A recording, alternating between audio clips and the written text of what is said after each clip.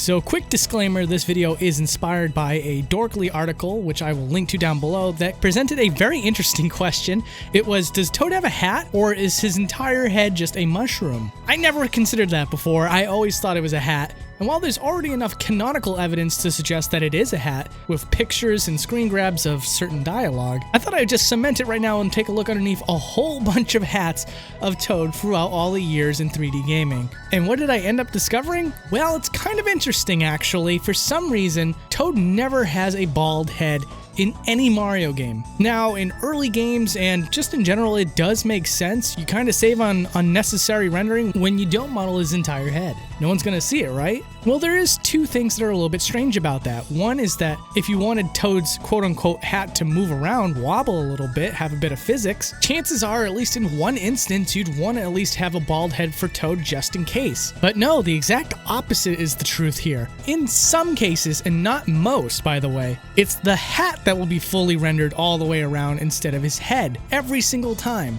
And every single time, his head will never be fully rendered, ever. As you're seeing with this footage right now, I checked a lot of games, ranging from very different types of developers, like Hudson Soft, Camelot, and Next Level Games, along with Nintendo themselves. And yet, for some reason, all of these developers can agree on at least one thing: Toad does not have a full head. Which is, again, really strange in some cases. Like, for example, here in Mario Party 4, other characters like the Goomba or the Boo do have a fully rendered head underneath the hat. And you might be saying to yourself, well, they might be using those characters in other areas without hats, so it just makes sense to have a hat on top of a fully rendered model. Well, that's fair to say, but also, just in the next room over, we have Bowser Jr., who, if you take the camera through there, has a fully rendered turtle shell along with a fully rendered backside that you would never be able to see, much like in the case of Toad. So situations in which you would over-render does happen from time to time. And you'd think that across at least the amount of games that I'm showing you right now, somebody, at least one person, would make a flub and give Toad a fully rendered head. But as it stands right now, technically speaking, there is nothing underneath Toad's hat.